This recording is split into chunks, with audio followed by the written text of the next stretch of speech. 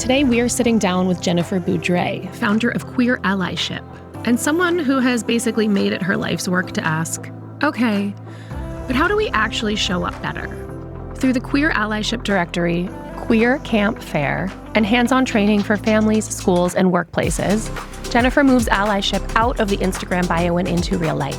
She's thoughtful, direct, and deeply committed to helping people practice compassion with spine, which frankly, we need more of. All right, Jennifer, so I am so excited to talk to you because I had a few interesting conversations that really inspired this particular episode over the holidays. And then when I found you, I was like, this is the exact person to have this conversation with.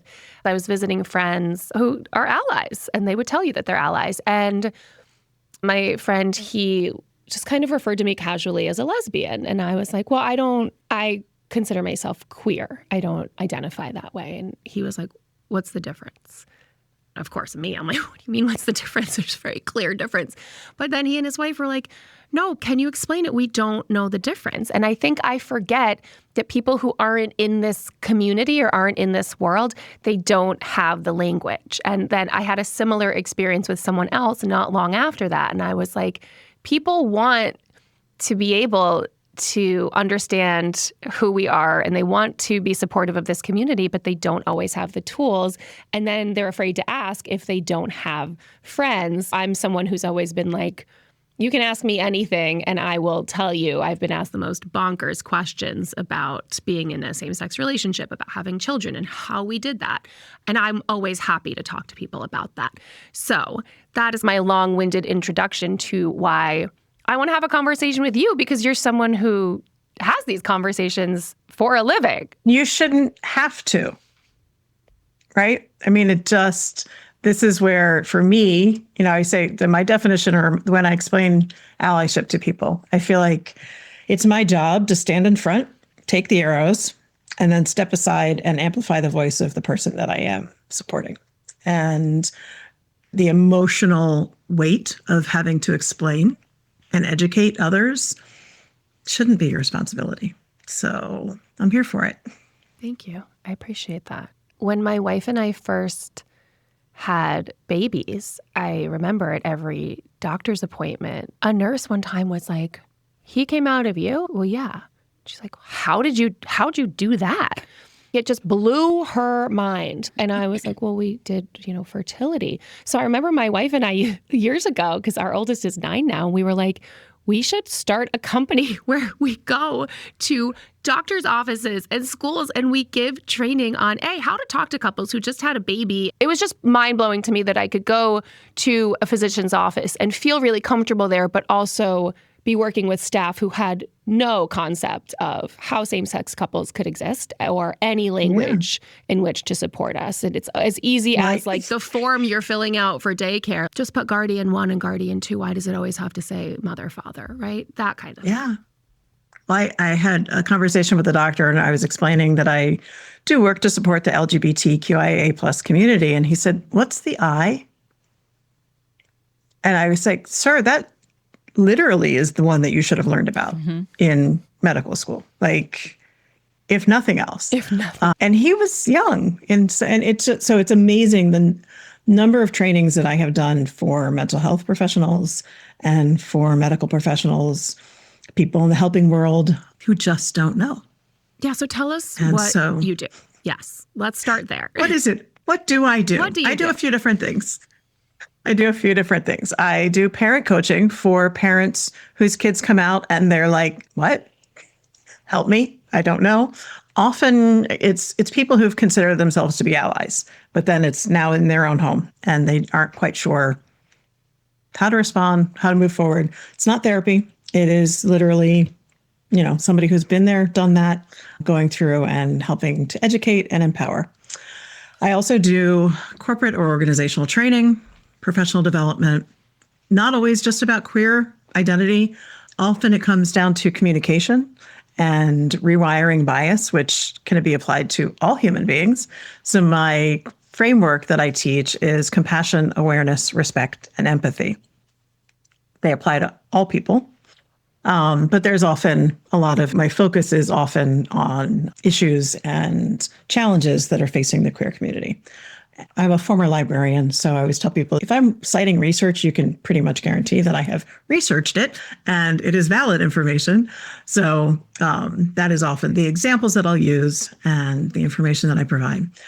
Then I have a couple of directory resources. So I have Queer Camp Fair, which is a directory of queer affirming camps in North America. Trying to work on some more Canadian camps. And that is now growing into the Queer Allyship directory, which is the answer to everything else. Where can I find a fill in the blank? Queer owned and ally owned businesses and services so that folks can find safe and affirming places in their communities. And the paying people in those listings help me list all of the LGBTQ plus support and advocacy organizations for free. That's great. I'll also plug for you, if you're not already familiar with them, Hey Fam, it's more on the business side of the queer community. Awesome. And then Everywhere is Queer is an app. And that is I love it. Awesome. So I promote Everywhere is Queer to everyone that I can talk to because I think that should be the priority. The differences between Charlie's model and mine is he's international and queer owned only. I am more focused on North America and queer owned and ally owned because there are ally owned businesses out there that are safe and affirming. So not everyone is lucky enough to be queer. All of them. Not everyone want to support us. It's so true. It's true. Do you find when it comes to maybe in just the corporate world, do you find that sort of like how things are going politically, like no more DEI? So I bet for a few years, all these businesses were like, we need training. And now are they like, nope? Yeah, mostly. It depends on where we are, right? So I grew up in Montgomery County, Maryland, right outside of DC. And I actually have been doing still a lot of training for Montgomery Parks because they are committed to being focused on the community that they have. It's one of the most diverse communities in the nation. I now live in Ohio, in a red county, in a red state.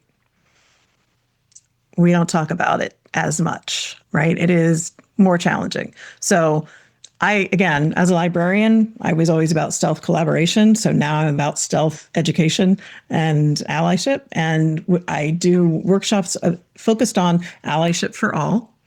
And if I can get people talking about their biases and the way that they see people, then I can work in the information that they need to have. Can you tell us more about that? Because you mentioned rewiring bias, and I think that's super interesting. Just tell us a little bit more about what you do. So from my perspective, every human being that is born and lives in society has bias, right?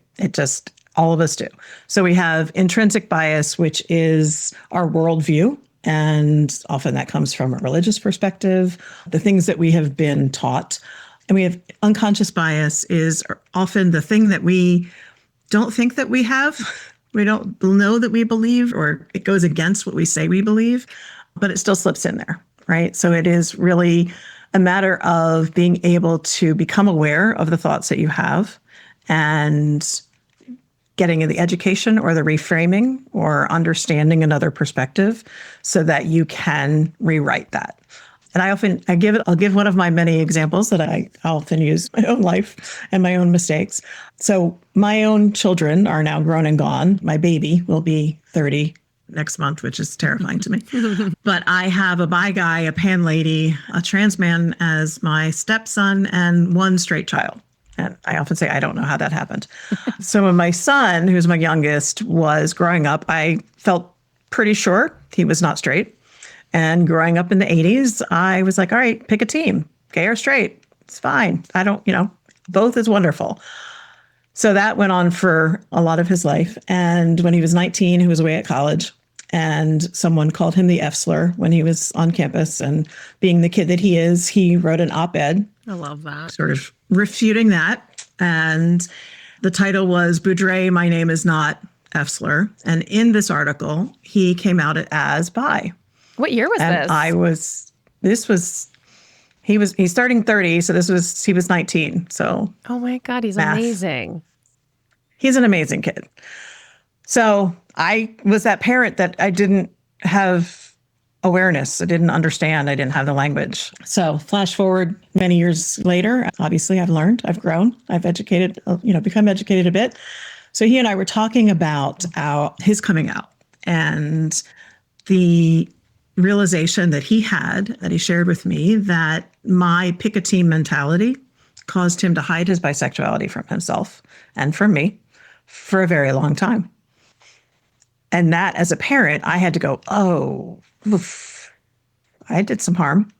I didn't know I was doing harm. I thought I was being accepting, but then we talk about, impact over intent and the reality that I didn't know, right? And so now I know, and I had to work and repair that, rewire my brain a little bit, and we're all good. Impact over intent. I love that. Yes, I am so interested in the rewiring bias. I somehow slip this into every conversation.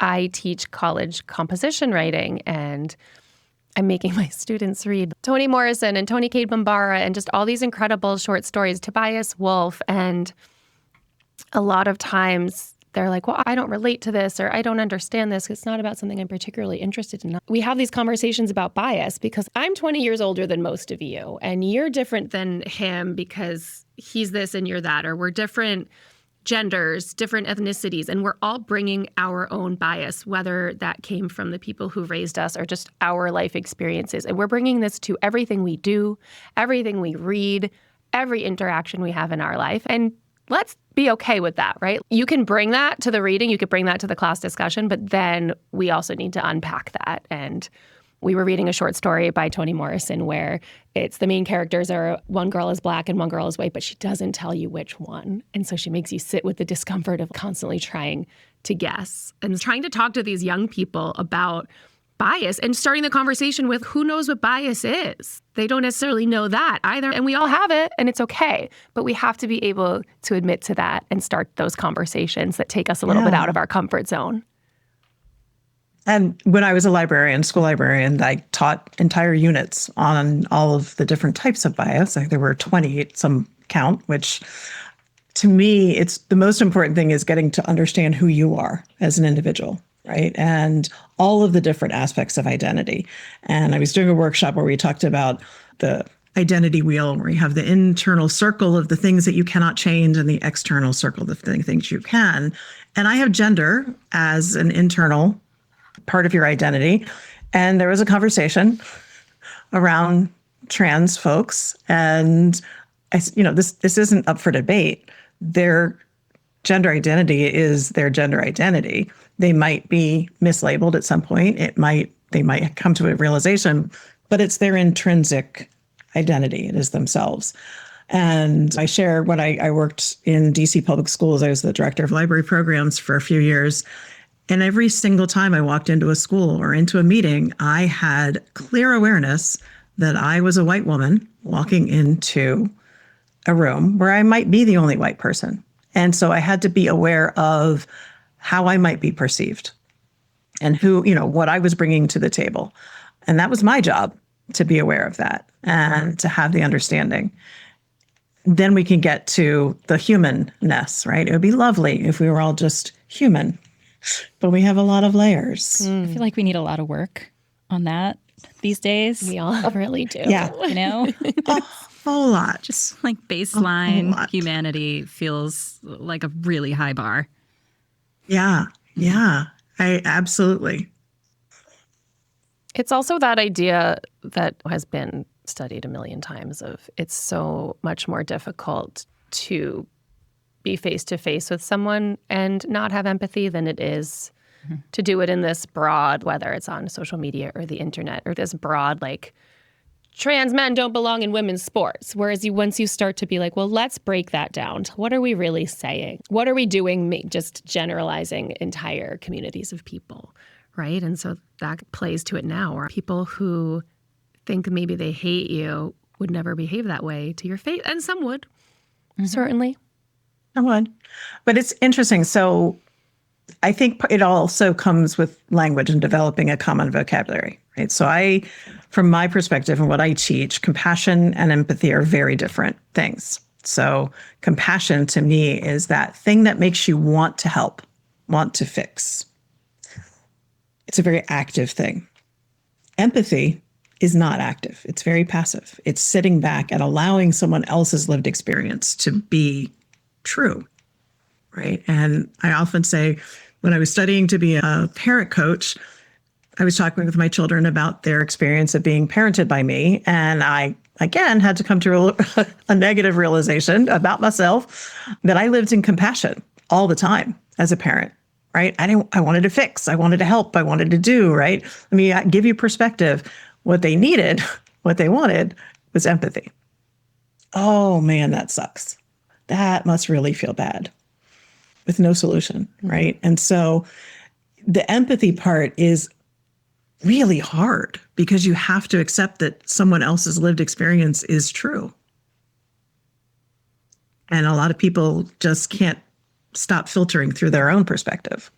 I think I want you to be my parenting coach because there's still time. My kids are young. There's time for, it doesn't matter how old they are, right? And my oldest came out to me as pan about maybe 8 months ago now. She's 35.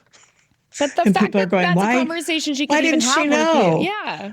Right. But why? This is the work I do. How did I not know this thing? Right. I'm like, because it's not my business until it's my business, until she wants to share it with me. Right. It's her story to tell.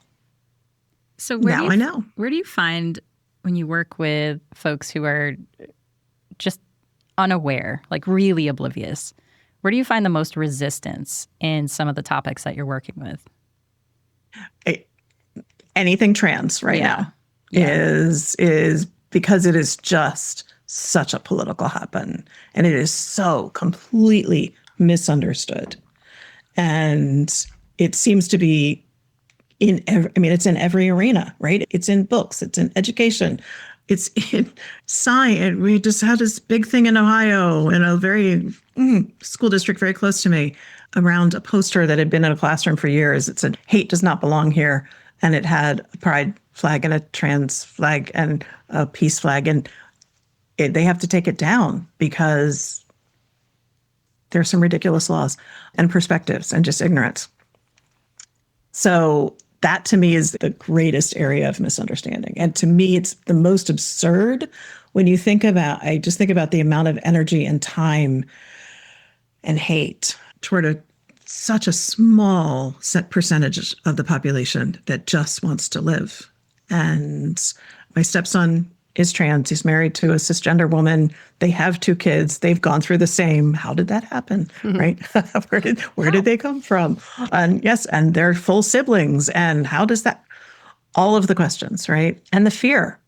It is just, it's outrageous to me. And when I talk to people, my opening question when I hear people say anything that is misunderstood or that they are misunderstanding, my question is always, tell me more about how you got to believe that. Where is that coming from? Because that gives me the entry point to try to figure out, is this a religious perspective? Is this, coming from media? Is it, where have they learned the misinformation? Mm-hmm. And then I always sneak in that my middle daughter is a Lutheran pastor and her husband is a Presbyterian pastor. So come at me with the religious, and we'll deal with that. You're armed. Yes. I gotcha. Right? Well, it's like, Well, when you started the conversation and you were like, you shouldn't have to be the teacher. That's how I feel about the trans community. You should not be just trying to live your life and also have to constantly be the poster child for it. Because forget the queer community, as you said, trans people right now, as if they haven't just always existed and just been living their lives. So as much as you're like, I want to show up as an ally for the queer community, I'm like, how do I show up as an ally for trans people? Everyone can be an ally to someone else, right? And that's the other piece of this is in any situation, you can be an ally to whoever it is that needs the support.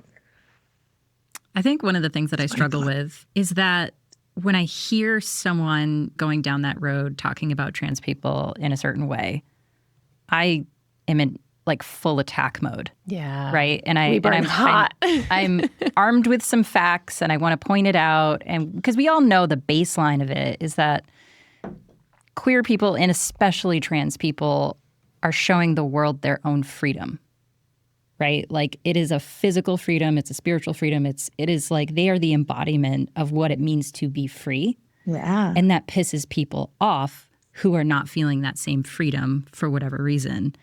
And I just get so frustrated with it. It's like over the years, my tolerance for stupid is just dwindling.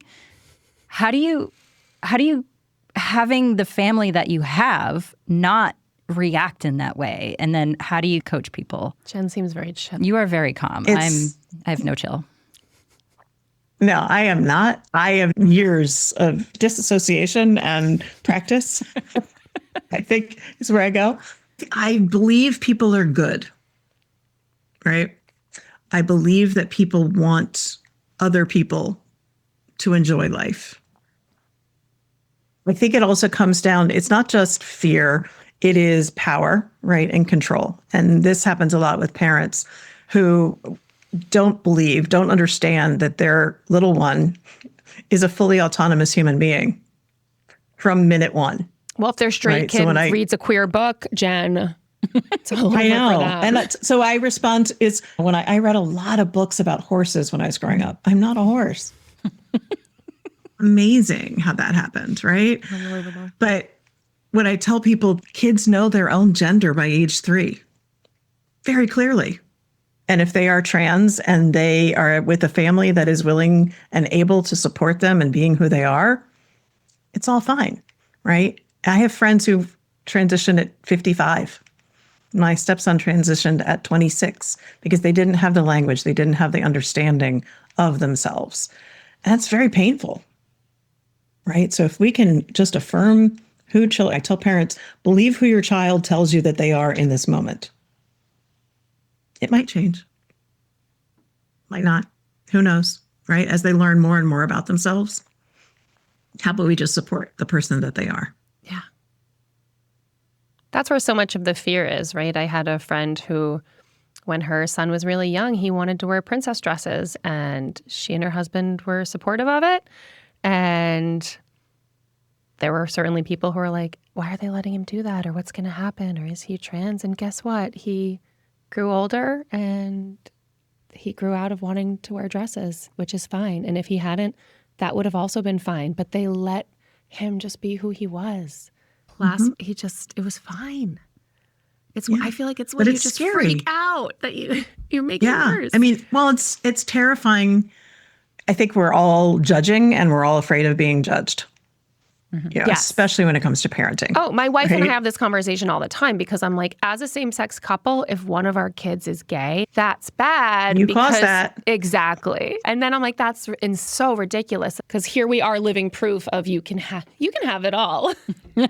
Yes. I mean, I point to my stepson, 2 kids, married, he's employed, life is fine. Life is just leave him the fuck alone. Just leave everyone alone. Just leave us alone. Yeah. So my dear husband gets to hear all of the ranting and all of that. And then I just take a deep breath. And I'm like, I know that if I can reach people and they can see me as calm and rational, and I might have the opportunity to connect, right? I teach also a lot about, the spheres of influence.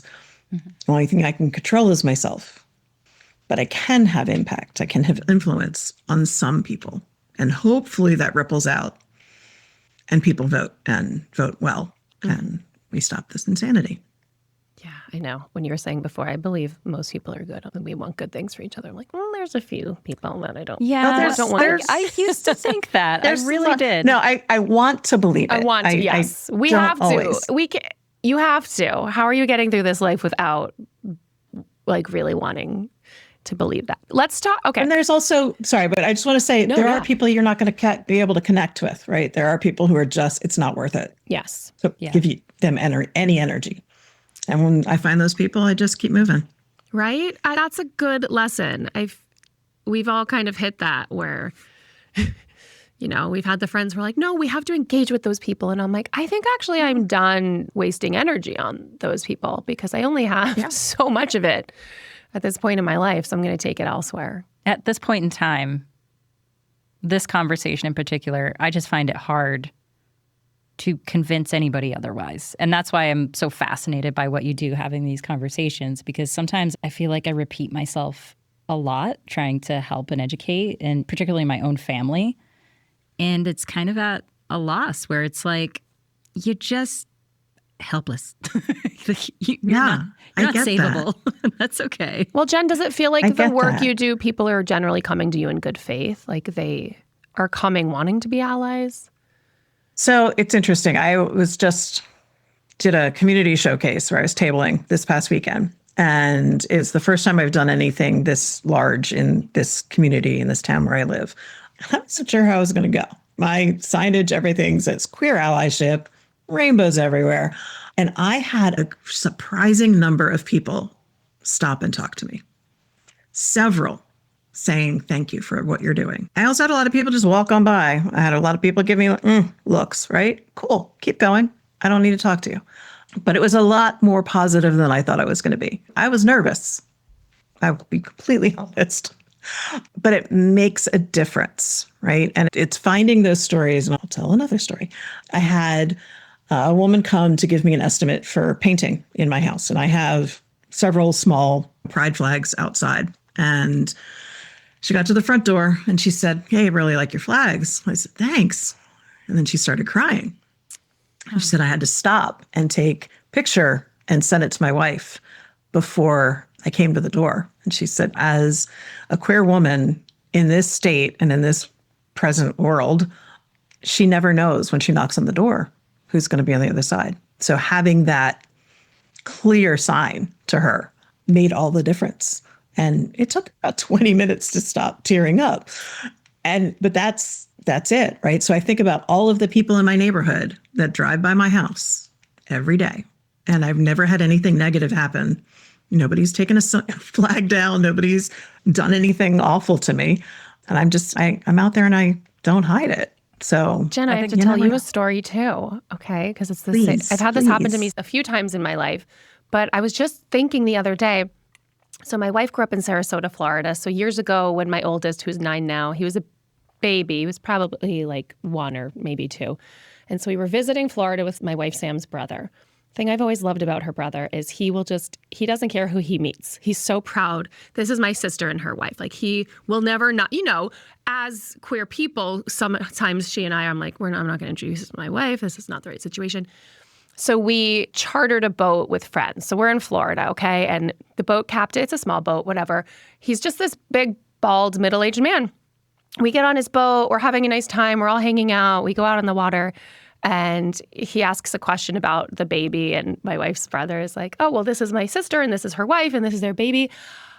The guy his whole body relaxes. This captain, this middle-aged, bald, big dude. And he goes, "My husband and I have been," he starts telling us about his husband. He has grown kids, so they've been together for 10 years. And it's that same thing where he is taking people out on his boat in Florida. So he never gets to be himself. And when he found out that there was a couple with a baby in the queer community, his whole demeanor changed. He was showing us pictures of himself and his husband and their family. And just like I think that it just made his day. And I was like, I probably wouldn't have mentioned, and at some point I'm sure I would have touched her. We would have given ourselves away because we were with our friends. But I felt so happy that he was able to feel comfortable because we were there. Well, I think there are more people. The town that I moved to a couple of years ago here in the middle of Ohio, we moved here. Happy to have ended up in Ohio. People are like, "Why are you in Ohio?" My husband's from here. He's got family still here, and our kids are literally on both sides of the country. So we're in the middle. But the town that we moved to, we literally chose it because they were having their first Pride ever. It's a town of about 20,000 people. First Pride 2 years ago, 10,000 people showed up. Oh, wow. We're getting ready to do it for the 3rd year. And this is why I'm like, there are good people out there. And these towns need you to live in them and to do this work. Yes. And people are looking, we've started a PFLAG chapter here in this county, and people are like, "What?" Yes, we are here. Because guess what? Queer people are everywhere. And so are their families. It makes me think of the rainbow flag. And our friends and prior guests on the show who are from Utah grew up Mormon, and what they were talking about is how important it was for them to see pride flags and for also to have them just to showcase like they are a part of the community. And I've been out since 2000. So it's been a few years. And over time, you're kind of like, I'm over the rainbow thing. Like, can we just be normal people who wear blue and gray? And then I forget how privileged I am living in New York and having this. And so I think, to your point, we should be the elders here. We should be a little more conscious of putting our rainbow flags out there. I mean, my mom is in rural Maine, and she has her giant pride flag out and proud all of the time. It was swiftly replaced with a Kamala Harris, and then the pride flag came back. But still, she puts herself out there and she proudly says, if anybody wants to take it down, I have a handgun, so they are welcome on my property. And that's how serious she is about Pride plus it. the Second Amendment. You This know, is Maine. it's like a perfect anyway.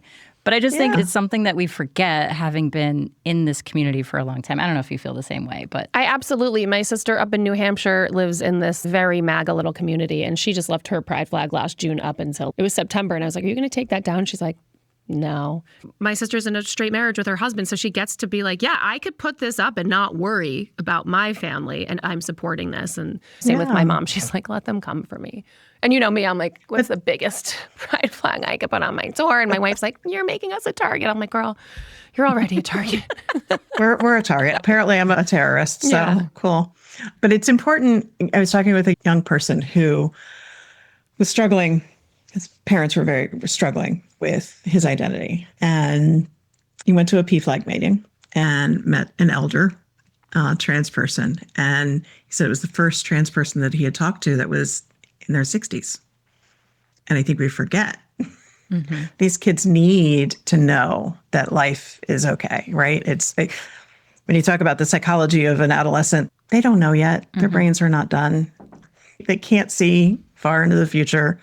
So I think it is important for everybody. Just, again, you don't have to be draped in rainbows all the time, but letting people know that you exist is a really, really helpful thing. Can I take a quick pivot? Because I want to talk to you about, you mentioned language and vocabulary. And so I have two different, not questions, points that I want you to talk about. So, okay. So I have my wife who's been like openly queer for the better half of her life, right? Who she's always nervous. She's like, okay, but when we're around a trans friend or someone who uses they, them pronouns, and she's always like, well, what happens when I mess up? What if I get it wrong? I'm like, well, then you fix it. It's not about you, right? That's what we're kind of always being, don't make it about you. And then you talk about conservative people who are like, there's too many genders and too many pronouns. So when it comes to the language, what do you tell people? Even my mom was like, well, I don't understand this. And I'm like, well, you don't have to understand it. Just respect it, right? I have a neighbor who used to live across the street from me. She's 80. And every time I would call her by her last name. And she's like, just call me Anne. And I was like, okay, you're right. That's what you would like to be called. See how easy that is? Yeah. So what do you do when you get pushback about too much this or the language is too complicated? Depends on how snarky I want to be in the moment. If it's somebody who really is not getting it, I perhaps might start misgendering them on purpose or calling them a name that maybe they don't want to go by. Okay, I love How does that feel? Oh, okay, right? How are you going to get it?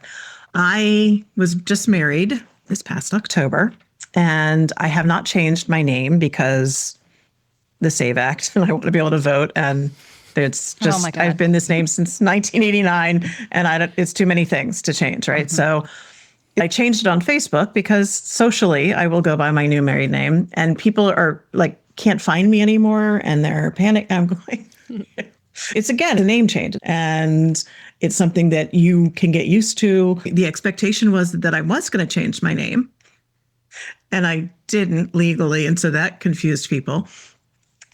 And I think if we can put it into a framework where people can understand or see it in a different way, right? It's the same thing.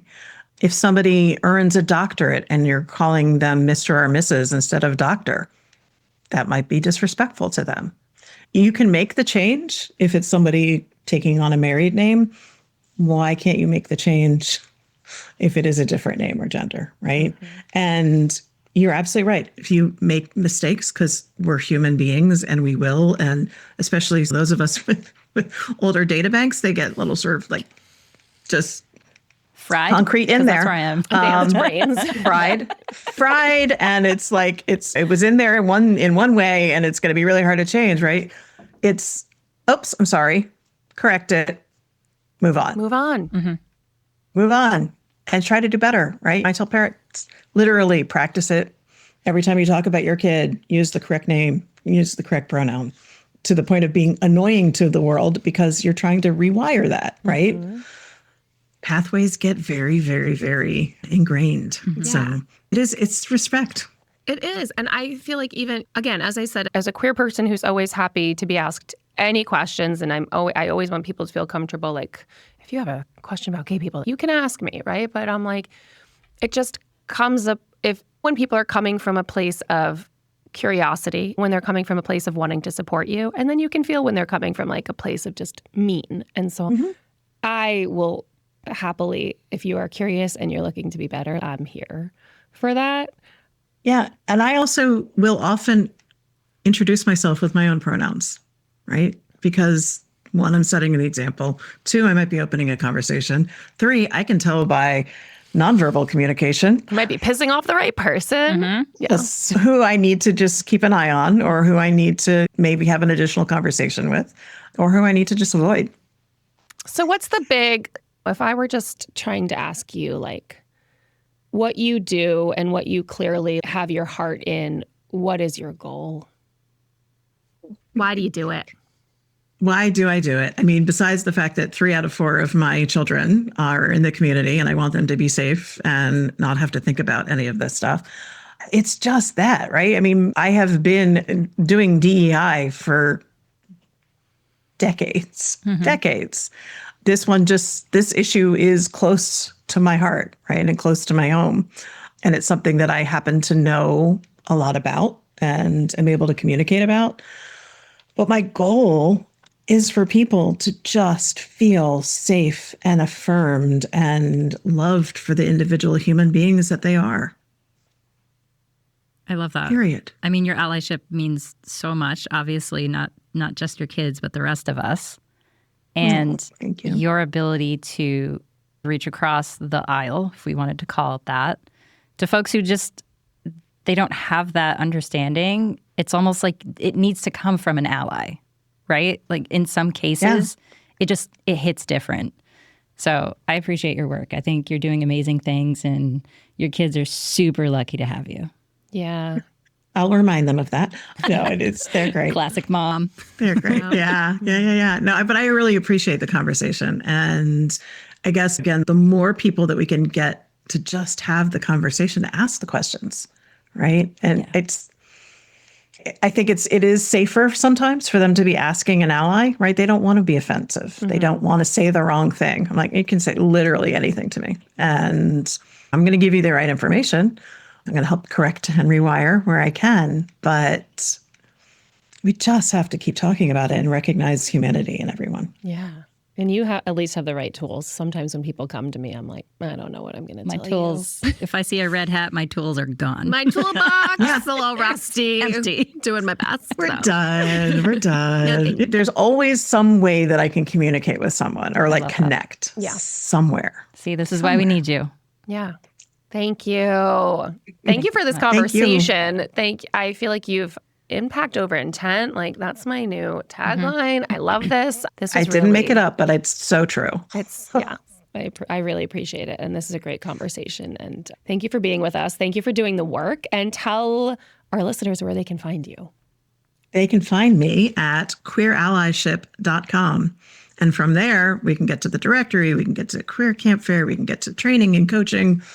But queerallyship.com is the easiest place to find me. Perfect. Thank you so much for being with us tonight. Thanks so much. Thank you. I really appreciate it.